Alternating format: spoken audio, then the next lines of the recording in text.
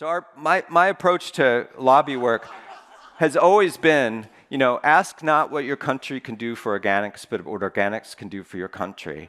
We're coming to solve problems. We bring solutions. And organics is a very effective tool, and over time we've proven that.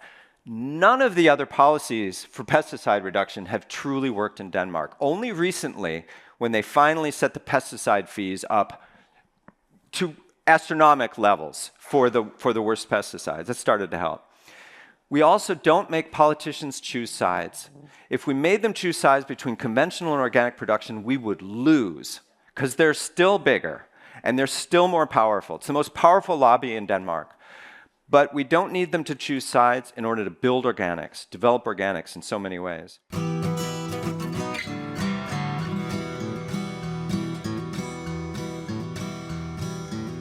Welcome to the Real Organic Podcast. I'm Lindley Dixon, co-director of the Real Organic Project.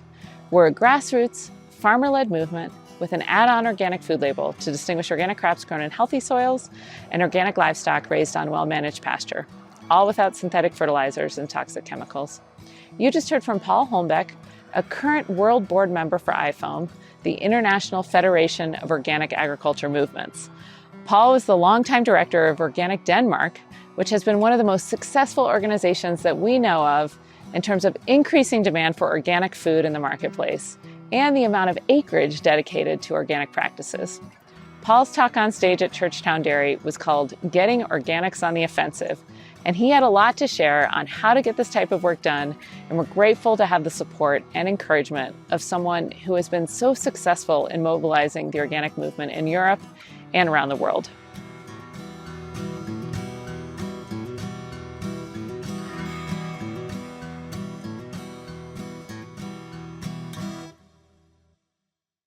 All right. Hey. My biggest challenge is going to be not to move around too much because I've got the video here. But it's great to see you all, and I really want to thank the Real Organic Project for inviting me to share some lessons from the global level, the European level, and the level of national level, Denmark, in 20 minutes. So hang on to your hats. And also, I really want to appreciate the dialogues today and also yesterday. I mean, if I look back at my own organization, Organic Denmark, everything good that we've done has come out of these engaged conversations with our farmer members and with our allies, with processors, about what's next, what's working, what's not working. And I've really been hearing those kind of conversations here, so it's really powerful. So I think it's all about getting organics on the offensive. And what I want to share with you, because I have already heard that people don't realize this, the last 3 or 4 years, those examples that Tim was talking about how organics and agroecology is really delivering on food security, on climate adaptation, on water retention, on soil fertility, those are all being aggregated, and science is speaking. And through the IPCC, the International Climate Panel, the FAO, the World Food Security Committee, they've been debunking these myths that we have been beaten over the head with through the years, that organics can't feed the world, that organics is bad for climate. We actually have science on our side.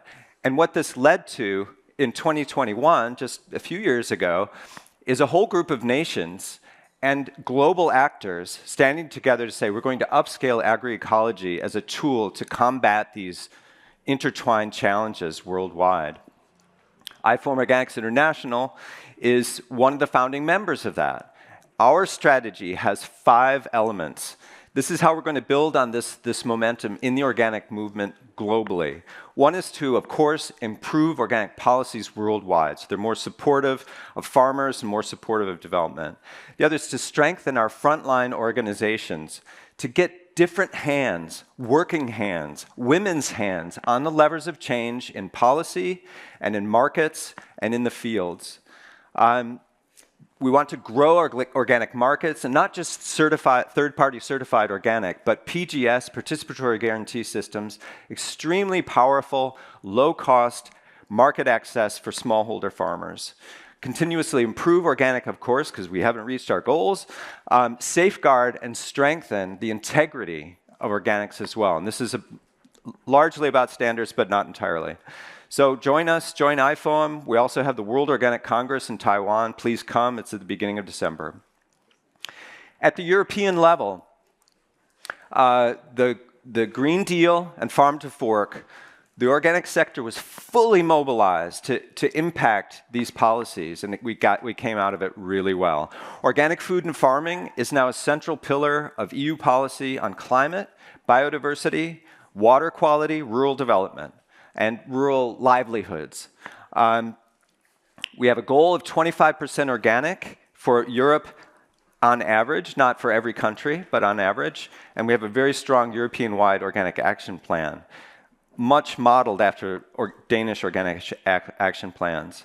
We still need a lot of game changers, not least the repurposing of the billions of dollars or euros in subsidies to farmers, which are pointing farmers consistently in the wrong direction, enacting, leveling the playing field in the market by enacting pesticide fees so the environmental costs are reflected in the cost of products. Denmark has done this, but not many other countries have. And for example, the European Union recommends lowering sales taxes. Most countries have sales taxes on food, lowering or eliminating the sales tax on organic food. If that happened in Denmark, we have a 25% sales tax on everything. Everything. If we just cut that in half, many organic products would be cheaper than conventional products. All 27 EU nations now have a goal for organic farming. The lowest is 5%, the highest is 35%. It's 5%, that would be a 400% increase in the United States. But it's all about action. It's not just about setting goals, it's about actions. In Germany is one example. Late last year, announced the Organic Strategy 2030. Again, lots of inspiration from Denmark. Very much driven by the government with involvement from the sector, but kind of a government-driven process. Most interesting, though, I think, was the federal minister of agriculture who said he sees organics as a driver and model for transition in all of agriculture. So they have a goal of 30% organic, but he sees it as the model for all of agriculture. The Netherlands, very different model. Here, I work together with the organic associations to develop a strategy, an action plan, a national action plan for market development, but also a new policy framework for the Netherlands. And you may think the Dutch, they're super organic. They're not. They trade organic, but they haven't developed their market and they haven't developed their farming. So the sector came with all these recommendations. We did intensive lobby work with the ministry. They took huge portions of the sector's own action plan for organics, built it into a national organic action plan, and financed it. And all of this happened in 12 months. This is the action plan. It has significant measures for developing production, innovation, and market development. But this is also, there's other areas of the world where this is also happening. A number of Indian states and Himalayan nations are united in working together in a collaboration around developing new national organic plans for themselves. I've been working very intensely in East Africa, particularly with Uganda and Tanzania. Tanzania launched its national agroecology strategy called the National Ecological Organic Agriculture Strategy in November. And now we have a task force working on that, combined ministry sector task force. It was celebrated with great fanfare. It was a 2.5-year process, massive consultations, lots of intelligence coming from farmers about what needed to happen, what could happen. And there's support for the activities. There's also another side to what's happening in Tanzania with Agras, as Tim mentioned, but that's another story. So my lesson from a lot of this is that no nation has developed a truly thriving organic sector without a national policy framework.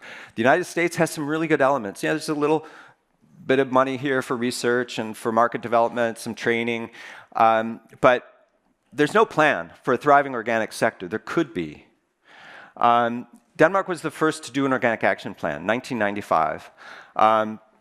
We've done a number of them since. It's been a model for others. And I just want to talk about how we got organics on the offensive in policy, in markets, and in farm communities. If you look at the top 10 countries with the highest retail organic sales, Denmark's number one, 12%. But if you look at the first three, Austria, Switzerland, and Denmark, there's some things in common. One is The organic sector organizations have developed a capacity to work professionally with retail and wholesalers to drive organic growth. They're active players, and they're not just waiting around for a market. They're not just talking to consumers. They're developing organics. And there's some degree in each of these countries of national organic policy support for that.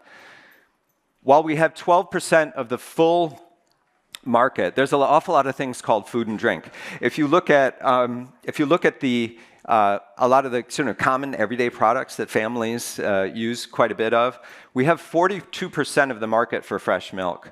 So, 4 out of 10 liters of milk that's sold in supermarkets in Denmark is organic. We have 94% of the plant milk market. For other like grain-based products, flour, oats, some pastas, we have 30 to 50% of the market. Some fruits and vegetables, 30 to 50, even 80%. Conventional bananas are being phased out in most of retail now because they don't sell enough of them.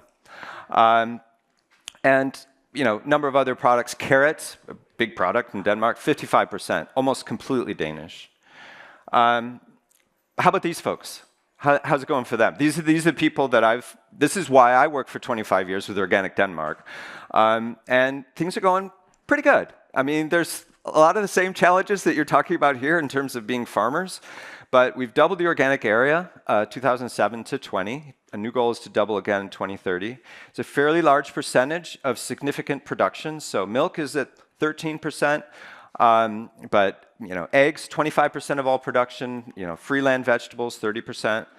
Organic farmers earn more, 8 out of the last 10 years compared to conventional farmers.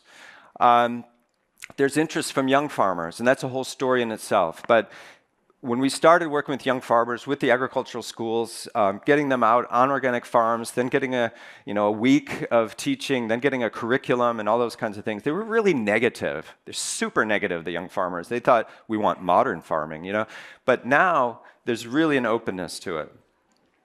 Organics is seen as driving innovation. That's powerful. We've talked about, this whole thing, technology is going to save the world. Well, who's developing a lot of the new technologies? Organic farmers.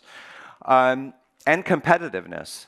The idea that you can't live completely by selling food to people who don't care about food and won't pay for it. And then collaboration and respect and positive signals from the conventional, or what are we calling them now? General farm organizations.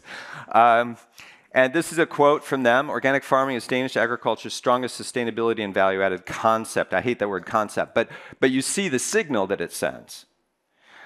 There's other signals about, from the chairman who said at one point, organics is inspiring all of agriculture. It's so powerful to say that to farmers. It makes young farmers want to be an organic farmer.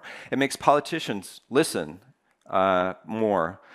And none of this happened on its own. For me, the 3 key drivers for organic success, it's strong policy, it's collective market initiatives, and it's organic sector capacity. And then a lot of coordination, collaboration across those lines.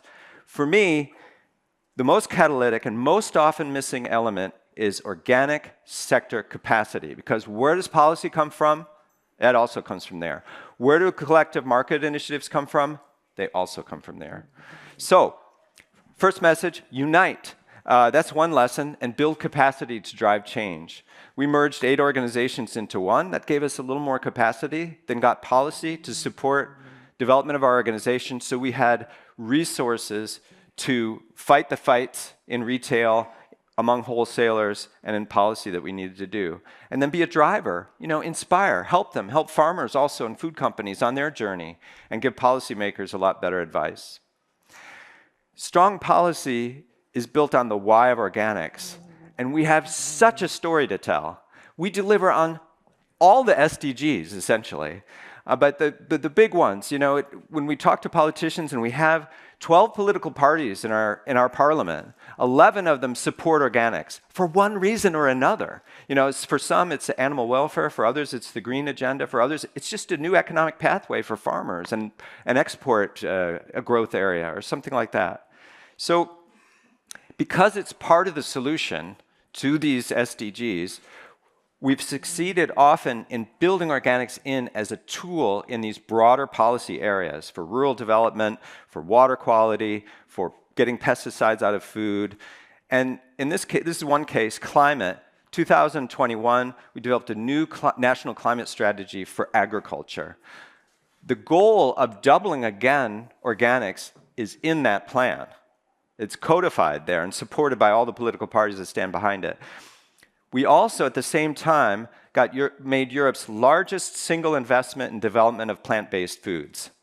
And because it matters, because organics has position, and because it matters how those plants and plant-based foods are grown, we've got 50% of this giant fund, it's like $1 billion kroner, going to organic plant-based foods specifically. So that kind of building in, embedding, and then there was a lot of support to our work further developing organic practices in our innovation center and other things.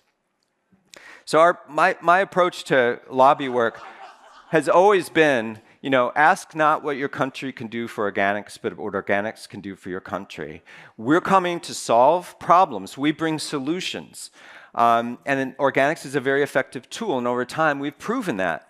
None of the other policies for pesticide reduction have truly worked in Denmark. Only recently, when they finally set the pesticide fees up to astronomical levels for the worst pesticides, that started to help.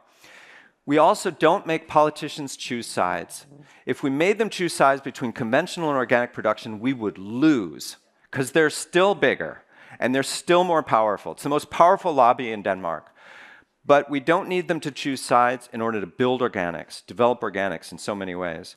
And then we use tremendous energy on building alliances, not least with the general farm organizations. Lots of cups of coffee between our farmers and their farmers, getting them out on farms, showing how organics delivers, doing joint projects with them, and also trying to get them to see the obvious point that if they accept, I remember the moment we were in negotiations and the conventional farm organization realized that if they accepted the science that organics delivers on reducing nitrogen leaching, that we helped them solve that goal that it was impossible they were going to reach, the national goal required by the European Union. So, there's some pragmatism in it, but it's about relationships and working with it. Another key lesson is balance in policies. We made one big mistake in 1997, and I will never forget it because it was bloody. We set the conversion subsidy too high for particular areas. We started differentiating by production. What happens? Production went up, prices went down. All the existing organic farmers in those areas were pissed. So we never did that again. So we've made some mistakes, but there's really good policies across and between the whole supply chain. Everyone needs to be motivated. Someone mentioned earlier, Dave mentioned earlier, early and often, that certification is paid for all farmers, but also for food companies, but also for public kitchens and restaurants that are also certified. A lot of training, a lot of demonstrations, product development, better market information for companies, and then massive work in the area of all of the different channels, both short chain, farmer, direct to customer. We have 4 times as many organic farmers sell directly to consumers as conventional farmers in Denmark today. And that's because we've put focus on that. We've used our harvest markets and all that. But at the same time, working on where most of the consumers are, out in the supermarkets. And then working with customer awareness, of course. All the things that just turned red here on the screen are all implemented almost completely by the Organic Association or allies. So we're building capacity, we're driving, we're implementing policy. These are peer-to-peer, barn and field schools, really big part of it. Another really key push factor is these free conversion checks, like one whole day for a farmer. How would this farm look at as an organic farm? Where would the key challenges be? Where are the opportunities? You can debunk myths one after another that they have about all the problems that can't be solved with organics. It's incredibly powerful. Jens Peter there, I call him like a farmer whisperer. He takes that time. Mobilizing local policy has also been powerful. I won't say a lot about it, but we've partnered with about 35, 40% of our communa, our counties, to use organic farming to protect their specific drinking water areas. So we go out together to the conventional farmers and we give a conversion check and we talk about converting to organics in those areas to keep pesticides and other things out of the drinking water supplies. And then it becomes a local story. Then it's not just, oh, organics is good for keeping clean water. It's the water coming right out of the tap. So it's great local stuff. On the pull side, these are small public investments that leverage massively in retail and in the supply chain, which we use as a strong argument. Value chain collaboration brings us here, this is a farmer, a retailer, a product developer from Organic Denmark, and a mill owner developing a whole series of new products from old grain varieties specifically for that retailer. That allowed this island, Liru, to go 100% organic. Probably the most unique element that we've built up in Denmark is how we work with supermarkets. We call it partnerships, and we represent the producers, the processors, and we work with leadership, top leadership if we can get it, one layer down if we can't, and help to position organics in their strategy. What can it do for their brand to try to enhance ambition for organics? And then we help them. We work our way down into their organizations, help them with their product assortments. Here are all the companies that can fill these gaps that you have. Present products better in the stores and communicate the why of organic much more effectively. And then they get good results, and then they want to collaborate more. And if we're collaborating with one, then the next one also wants to. And this is what has made organics available, visible, affordable, and meaningful for Danes. That's why we have these high sales. That's why 80% of Danes buy organic products every week, and everybody knows the label. One case, Netto, this was very controversial. I got a lot of flack for this one until it proved to be very effective. Netto, we were the first country where we went into discount retail. We don't want to be there. Organics doesn't belong there. That was a really strong reaction. But we knew there's so many people were moving through the years into retail, and we have to be where the people are. And so we developed this strategy, 12-month strategy. They bought the whole thing and expanded their products, and we developed this together with them, this slogan that they are still using to this day. This is 20 years later. This is still their slogan. Everyone should be able to afford organics. We called it the democratization of organics because organics is for everyone. This was catalytic throughout retail. Another example, Co-op Denmark, where we did a strategy together with them to double organic sales over 5 years. Again, very sort of aspirational. Let's double organics. Let's make organics for everyone.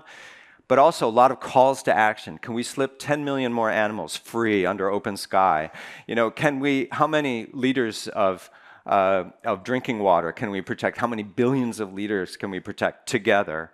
And we did it. We increased their organic percentages from 7.5 to 16% of all their sales. This had a couple of interesting elements I want to mention. One was very aspirational campaigns centering farmers who simply told why they were organic farmers. And it resonates incredibly well with consumers because they also want what farmers want. So let them speak, and they can use language that otherwise, we might run into trouble legally to say sometimes. But in any case, it was called Everyday Organic Heroes. And then they also showed real solidarity with farmers. We got a public commitment not to send price cuts onto organic farmers. This was the difficult point in this strategy negotiations. One hour meeting ended up being all day and so on. And then they connected this. If you buy more organics, they made it very clear. If you buy more organics, we have more organic farmers. We can help more farmers convert to organic. And to make it crystal clear, we started small and grew this. But they said, every one full day of all the profits on organics today, we will give to Organic Denmark to help more farmers convert to organic. It's a nice message. It was super successful. They sold 40% more products. And now, and the effect was so great that now it's national policy. Any farmer can get it. Not much more on messaging, but we try to be positive, simple positive messaging. about the value of organics. We don't, in 25 years, I never said anything about conventional farming or conventional farmers, ever. We talked about what we do. Now, conventional farmers would say, you're talking about pesticides, you are talking about us. That is true. And some were a little more edgy. This one got some feedback. 5 that make a difference. Buy these 5 products organic, you can cut your pesticide intake by 50%. Well documented. Pesticider. We also have some fun sometimes. We had a campaign, 4 reasons for organic that even men can understand, because we found out that, what was happening. Women were buying organic products. They were coming home, and there's this tease factor. They're saying they were being criticized for what they were paying for the products, or was it, it was hokey and whatnot. Anyway, so simple messaging about animal welfare, nature, groundwater, because we drink clean groundwater. We used a lot of "did you know that?" because it kind of makes it interesting for people, but also then they can bring that home and say that at home. Do you know there are more birds? If somebody likes birds, do you know there are more birds on organic farms? Did you know that organic farmers help the climate by using less fertilizer? It's people can remember stuff like that. And we use social proof intensively in the media, but also in stores. If you come into a store and it says, 63% of our customers bought organic milk last week, then you kind of wonder, if you don't, you kind of wonder, oh, wow, I'm kind of on the outside here. Social proof, people do what other people do. But also, we worked with nutritionists, childcare people, what kind of messages are they saying about food? And information is really not enough. So we try to get people out on farms. We have over 200,000 people on farms just for Organic Day when cows are slipped out after a long winter onto fresh green grass. That'd be like 13 million Americans standing out on the same day on an organic dairy farm. So it's a huge event, and it really makes an impression. It has spread like wildfire. People are there, they're sending messages to, so we started this, there were 10,000 the first year, now it's huge. And some farmers have to take a break from it too, because there's thousands of people on your farm. You don't want to do that every year. Last example, one that's closest to my heart, is public procurement as a driver for organic growth, because this, more than any other area, shows how policy, market initiatives, and working with market actors and sector capacity can really drive a change in food purchasing. So on the political side, we had a national goal, 60% organic in public kitchens. Copenhagen's at 90% today. At the time we got the 60% goal, Copenhagen was at 60%, but nobody else was. Financing, so support for cities to pay for some of their transitional costs. So they need new suppliers, they have to do education in the kitchens, they have to do a number of things. And then a national organic cuisine label for 30, 60, and 90% organic, which we proposed and developed together with the government, and we love it. And it has proven we kind of did it to make sure people weren't doing greenwashing. Because people were saying, making a big deal. They had one organic thing and on the menu, it was really huge. We wanted to straighten out that stuff. It's turned out to be this motivational thing. It's they get 30% and then they go, oh, I'm going to get to 60%. Who doesn't want silver? Who doesn't want gold? It's a people thing. And then on the organic sector side and the market side, we had to do a guarantee of supply. Our minister, she was terrified if she set a 60% goal and we couldn't deliver, and there's no delivery, and they have a goal, and they have to meet that, and there's no product, and all this kind of thing. So we brought together the supply chain. We made sure the right volumes are there, they're in the right packaging. All of that, we had gaps we had to fill. So that was one of our jobs. And then motivating the wholesalers. They were anti-organic. When they were meeting people like kitchen leaders in hospitals who were saying, we'd like to buy more organic, and move this into our menu plans and so on. They say, oh yeah, it's much more expensive. We don't always have it, and the quality, not so good. And so we had to get those people out on farms and show them what this is about. Many of them had never bought an organic product in their life. They were really against it. And they became fantastic salespeople, because you want people meeting from both sides, positive about organics. We had a mobile elicitation team, so going out to the cities, they were terrified. We're going to do these tenders, require organic. The European Union is going to be down our throat. So we had to show them, have somebody sitting next and holding their hand and saying, yes, if you write it this way, that's okay. You know, helping people solve problems. And then the education in the kitchens. And this is like such a beautiful thing that folks, they did a transition not just to organic, but to a holistic approach where it's, you know, less meat, more greens and root veggies. It's like Michael Pollan said, mostly plants. Food in season and reduce waste. So we get this healthy, organic, more climate friendly or less climate damaging within the same budget. And the money that's saved on waste and using less meat goes to pay the organic premium. So the money goes to the farmer instead of going to the waste bin or an exaggerated use of meat. The impact, I mean, we developed the cuisine label in 2008, 2009. Nothing really happened. There were like, you know, a few soldiers stepping up and using it. But it was when we got the policy and the support for the cities and the mobilization, the sector just took off. So now France has copied the model. Germany last year announced a model that's like almost completely identical. It really works, and it works in different contexts. Again, they have to experience organics. This is one of my favorites, a Michelin chef, Christian Puglisi. You've probably all heard of Noma. He's as well known in many places as René Redzepi. He said, I would rather lose my Michelin stars than my gold organic cuisine label. So this holistic approach attracted our closest ally for this whole effort. This was the trade unions that represent the people working in the public kitchens and in the restaurants. Now, I know trade unions don't have solid footing everywhere, but there are associations, there are professional groups, and so on. They work together with us. And why did they do that? Were they really green? What this did was it increased the prestige in their field. This was an area that had been heavily industrialized. They weren't really making food anymore. They were throwing stuff in, ovens and they were warming food. And they got to make real food. And you should just some of the statements of the same, they're putting their hands out like this. It's like farmers are like saying, I'm like more in the center of my production now.